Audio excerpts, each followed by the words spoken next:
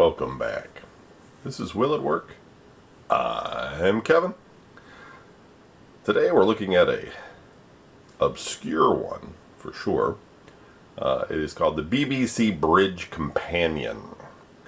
It's the new revolutionary way to play and enjoy better bridge. Super English. Because it's English, it's going to be probably running on PAL. Therefore, it's probably not going to work for us. If it has a composite out, maybe it will. If it's running on PAL through RF, it won't. Although we can still check if the unit powers up and everything. But I've had zero luck getting a signal to display. I do have a couple of different types of tuners that are supposed to support PAL, but they don't do a good job at all. So anyway, we'll still see if we can get something out of it to work. So I don't know anything about bridge. I didn't play bridge when I was a kid. I didn't grow up to learn bridge. I don't hang out with people that play bridge. I don't play games like cribbage. I don't play cards. Cards was a bigger thing before cell phones, I guess. I mean, obviously guys still play poker and blackjack and, you know, any games where you can gamble with cards, you know, Let It Ride or Texas Hold'em or something. But more of these, like, I don't want to call them obscure, but I guess like more just games people would play in groups and things like that for entertainment values, to keep score and all this sort of stuff. Yeah, a lot of people just don't do that anymore. I'm not saying nobody does it. I'm just saying, like, it's not as popular as it once was. Like, it's not normal, or I don't hear about it, where somebody's like, hey, you want to come over and play bridge tonight? It's like what old people do, right? Like, and I'm almost 50, so if I'm saying that to you, we're talking really old people. I think Bill Gates mentioned that he plays bridge. So there you go. People like Bill Gates. Bridge. But in England, it was good enough that the BBC decided that they were going to launch the Bridge Commander. On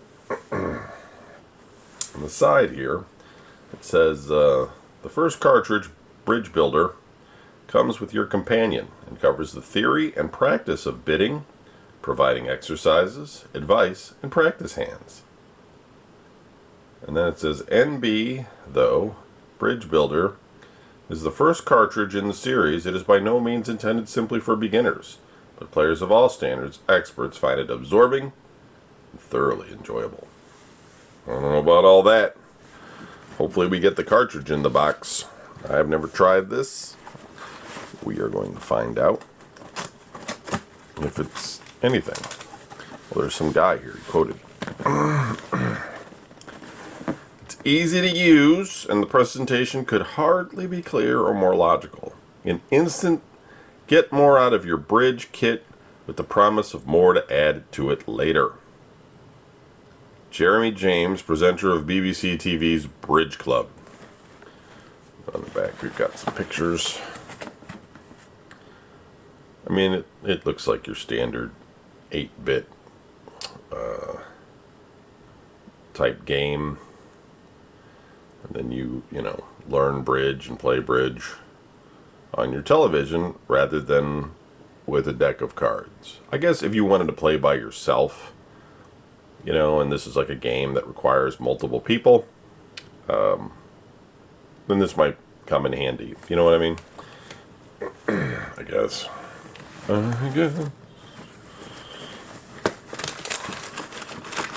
Now, how rare or obscure this system is, I don't think it's too rare, but I don't think it's well collected.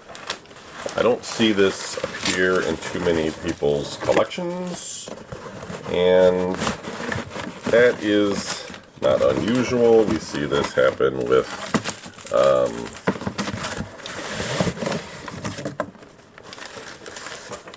some other obscure ones, like say the Nichibutsu, My Vision, etc. Crazy eBay box here. To open that, I'm going to put this manual back. S4000. Alright, put that away. Got some English newspaper here. You want to read it? Is it English? Yeah.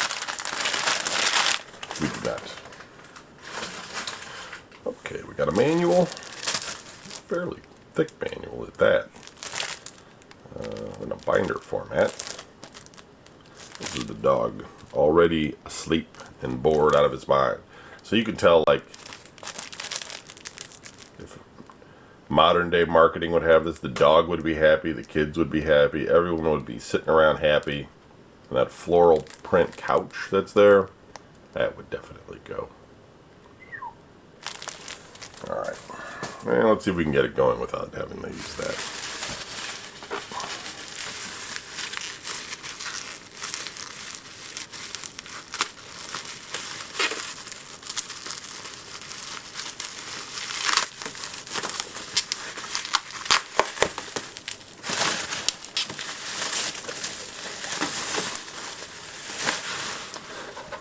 It's like one of those things with like traditional game systems, you know, people want to collect the ones that they saw commercials for or had common video game type interfaces, and then, you know, the ones that don't, they sort of skip over and ignore.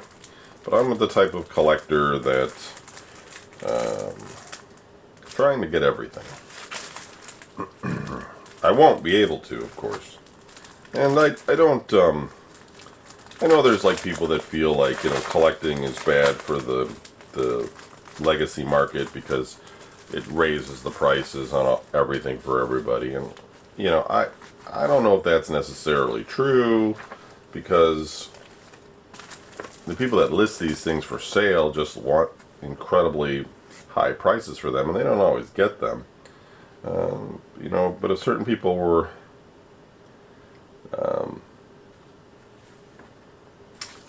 interested in them, yeah, then they're going to pay what the asking price is.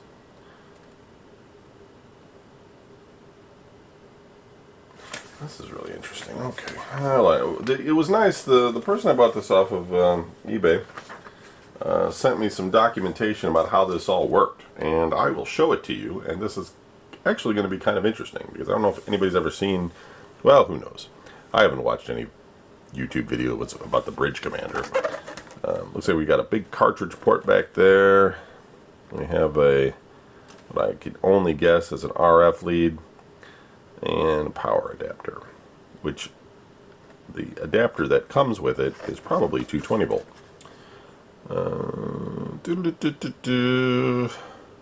Just looking for a copyright. We do have a serial number here, 2412. So if that's incremented after each one, then this might be the 2412th unit. I can't imagine they sold a lot of these. I mean, how many people could be interested in playing Bridge and then want to spend the money, which was probably not cheap to get this.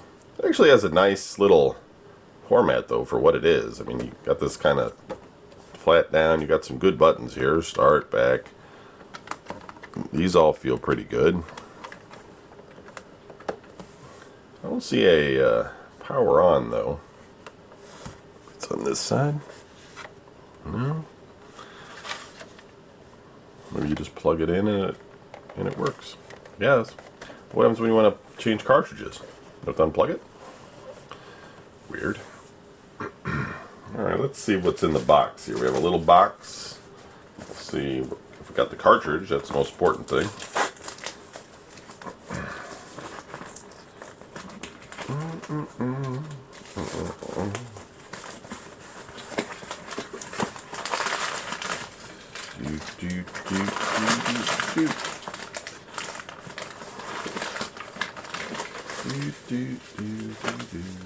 I think we do have the cartridge. No, that's good. Otherwise I'd have to get online and try to find the BBC version.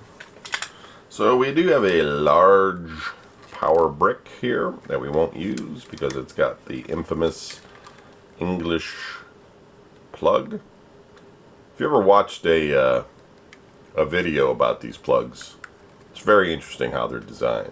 Much better than the United States in terms of safety. And there's like a fuse inside of each one of these, and generally this ground is more pronounced. It opens a door and always sort of connects in first for safety reasons. And then it also, it has a longer lead cord tied to it, so that if something were to happen and it gets separated, it would pull away from the, the hot wire and cause it to cross with the ground and keep it safe. It's very interesting. You can find stuff online about it, but it's very cool. Anyway, so this outputs what? It's a 9 volt at 1 amp, so we can certainly do that. But again, this is going to be RF. We'll see if we can get some power out of it, but we're not going to get a display. I mean, we're just not. We have a very clean cord here. Interesting how the English had a their output was female, so you plug this into the male, and then the female will attach to the adapter in a different way. And we have a cartridge.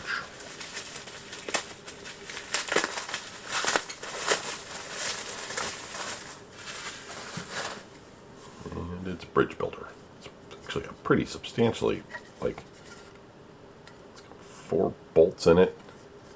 It's kind of a hard, heavy plastic. It does say here though, 1985 Unicard Limited. So yeah, not a 70s thing. This definitely does feel 80s to me, or very early 90s. And now that we know it's 85, that makes sense. It's almost a little advanced for 85. You know, not the display, it's 8-bit, but you know, in that time period. Alright, so let's take a look at this.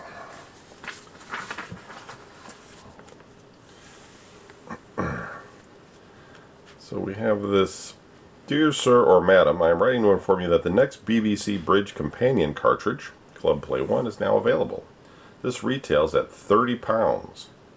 I have no idea what the exchange rate was back in 1985, but it was probably higher than the value of the United States at that time. You know, I mean in U.S. money. In my experience with the pound, for a long time it was almost double, I think, what the U.S. dollar was. The dollar took a while to get as strong as the pound, or the pound took a while to get weaker to the dollar. It's, of course, still worth more than the dollar today, but it's not worth double. But you could think of that as maybe around $50, which is a lot. It's a lot of money in 1985 for a cartridge. The cartridge contains 100 hands carefully selected by Jeremy Flint, both for their challenge and also their applicability in assisting the owner to tackle similar problem hands which occur on almost every visit one makes to the table. The previous cartridge in the series is Master Play 1, which is already available at the same price. Master Play 1 includes 100 hands, again selected by Jeremy Flint from international or Olympic play. Each of these hands illustrates a particular theme and is relatively difficult to solve. I enclose below an order form should you wish to order Club or Master Play 1 directly from us. Yours sincerely, Verena M. Goo. And then you would send away this with some £2 for postage and packing. And yeah, and it would mail you the cartridge. Wonder how successful that was. And then there's more information here about the Club Play 1 cartridge. And information here about the Master Play cartridge, etc. Dear Sir or Madam, as the owner of one of our range of electronic games, we thought you might be interested in details of other products currently available. We enclose details of all of these. Further details and comparisons on the Conchess range are available on request. The name of your nearest major stockist, where applicable, is enclosed. Please telephone us if this is not convenient to see if there is one of our smaller stockists a little near who stocks the particular product you are interested in. Alternatively, it is possible to order directly from us with an additional small charge being made for postage and packaging. Yours faithfully, Verena M. Goo. So let's see what else we had. We had portable chess computer, the Mighty Midget, Pocket Micro, sensor computer chess. Joe. Joe. Top, you got more chess. Let's see here. 1st of January 1986, the contemporary range of electronic games. Please note that the retail prices of the products below have changed since going to print and are now as follows. Advanced Bridge Challenge, £180. Wow. Bridge 3, £299. Holy shit. Why would you buy that if you have the Bridge Companion? My God. What does that thing even look like? Here, let's look at this. Get this paper clip out of here. Get the paper clip out of here. They must just target Bridge towards rich people. I mean, look at this thing. Look at this little freaking thing. £149. The Advanced Bridge Challenger is programmed to play 1, 2, or 3 hands against 1, 2, or 3 human opponents. If desired, it will play all 4 hands while you observe its bids and plays. It can be used for practice or for more competitive bridge with your friends or by yourself. A must for the more serious bridge player. The only bridge computer which allows you to play normally with cards plays basic A-Cole and all the more usual conventions. I mean, this is really expensive. You know, I mean, in today's money, from 1985, I mean, this in U.S. dollars, I mean, you're well over $500 for something like this, I'm pretty sure, or pretty close, for a little handheld thing. Like, wow, electronics, crazy expensive. Look at that. We have one here that plays, what is this, Go? Plays Go, £100. Then Bridge 3. Bridge 3 is an even more sophisticated version, still with a larger program, more facilities, etc. £350. Now, they did say, hey, guess what, everyone? We're not that crazy. We kind of changed the prices. We raised the price of the Advanced Bridge Challenger to £179. And Bridge 3, hey, we dropped it. So now that's only £300. Unbelievably expensive for Bridge. For some fucking card game. And it's got like a numeric display on it, too. Like, does that even plug into your TV, I hope? Oh, my God. Makes you wonder how much this BBC thing cost originally. Alright.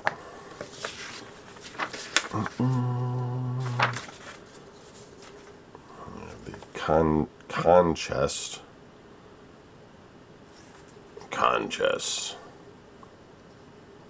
$179.99 for the black and silver design. The wood design will cost you $279.99. Ouch. $500 for that chest set.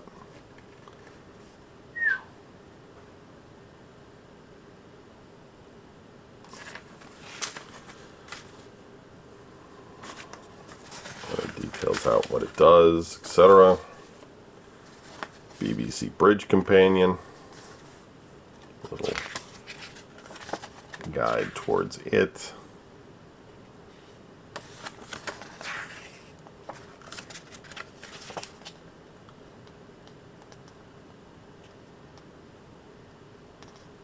Whoever this Jeremy Flint guy is, probably got a kickback from this.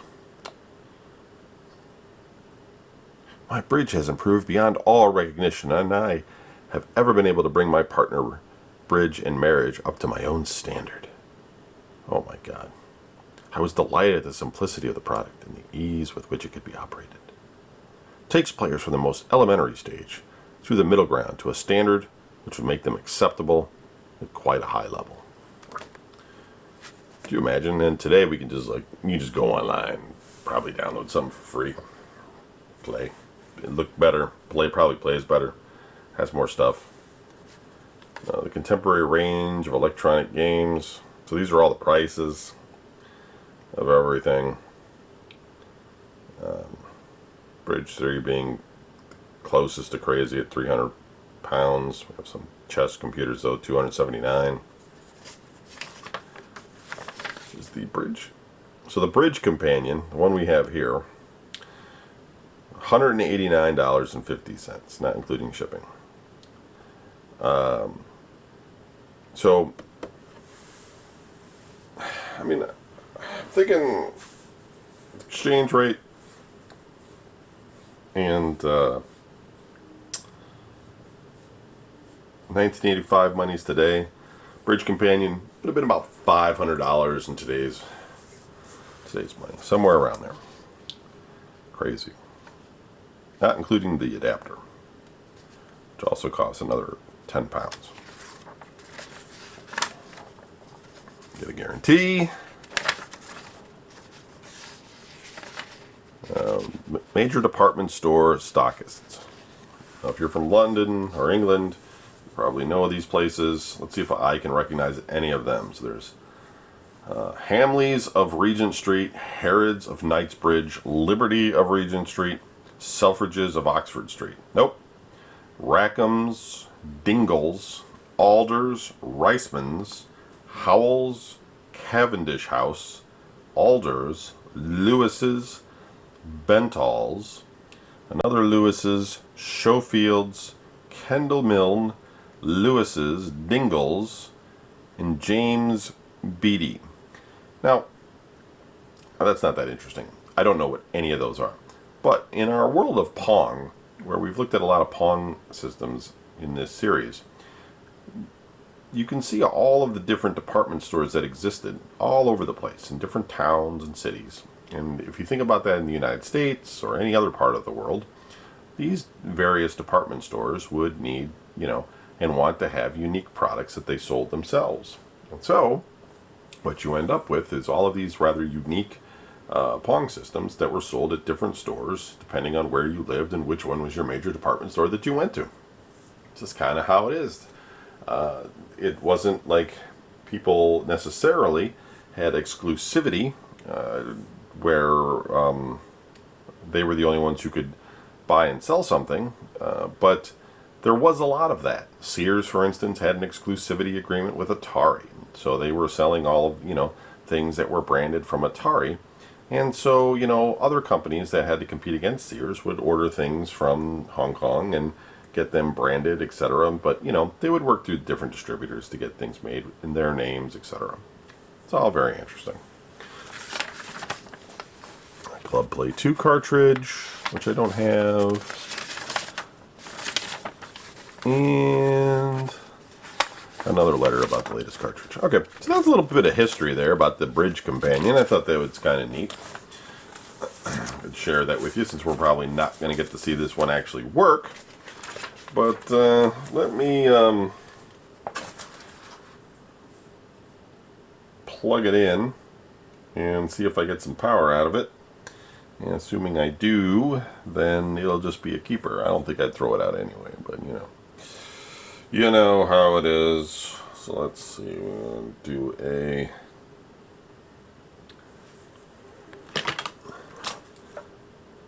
9-volt adapter here.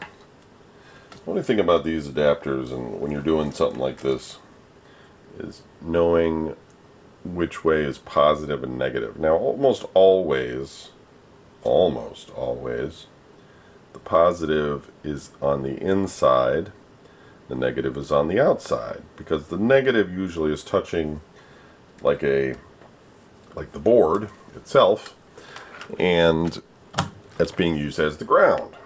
And then the positive is usually touching like a single input point, which is then spread to the rest of the electronics inside the system. But I have had it once where I blew something out because it was the opposite, and Atari is known to do that. They have the Jaguar, for instance, is the opposite. I'm just checking this here if it has anything about which way, but that doesn't look like it does. Now generally, if it was AC only and didn't have an adapter, you wouldn't be able to plug it in at all unless you had a step-down converter, because 220 volt.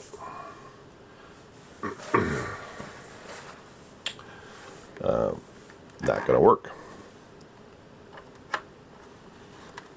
I don't have any power lights here.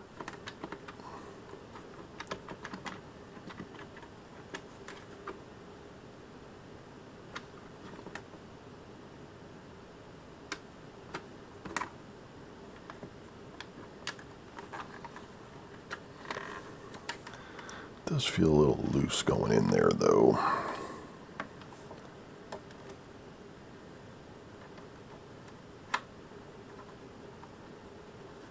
Let's try a different tip. I have a couple different tips, but it sort of varies in the sense of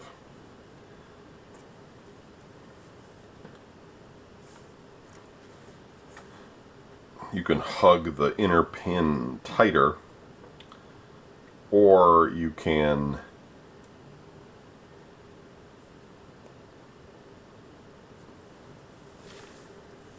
expand outwards to touch the outer pin a little bit better.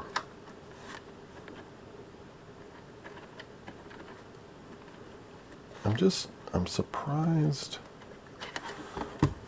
I'm surprised there's no, so I think, alright, we're going to have to look at the manual really quick, just because I was kind of hoping the power light would just come on, but since it's not, I need to make sure there's not like some button press I've got to hit to make this thing come to life.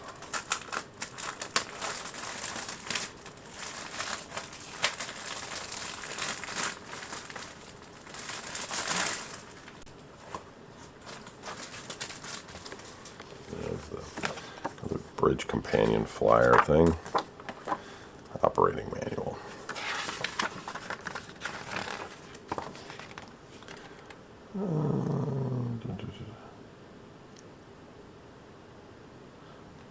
$13 amp 3-pin plug. Well, that's for the thing. 3 amp plug. 1985. Get all that.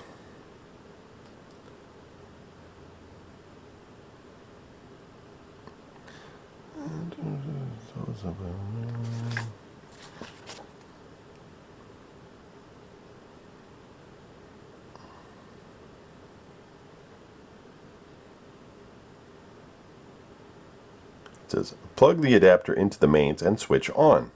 The red light next to the buttons should come on. Fuck do you switch it on?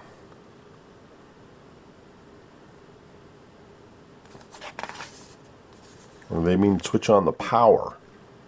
You know what I mean? Like you've got like some crazy Frankenstein lever you gotta pull down or something. Am I missing something on here? Do we see a power button anywhere?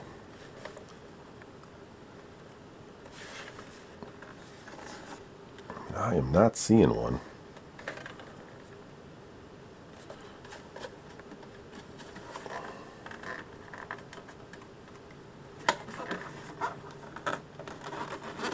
Okay, well, I'm not going to keep you here. Bridge, I'll put it in the show notes if I got it to work, because all I'm looking to do is get this red light to come on. If it does, that's probably enough. Thanks for watching, and we'll see you tomorrow with something else. A little bit weird bridge companion. Probably haven't seen one of those before. Talk to you later.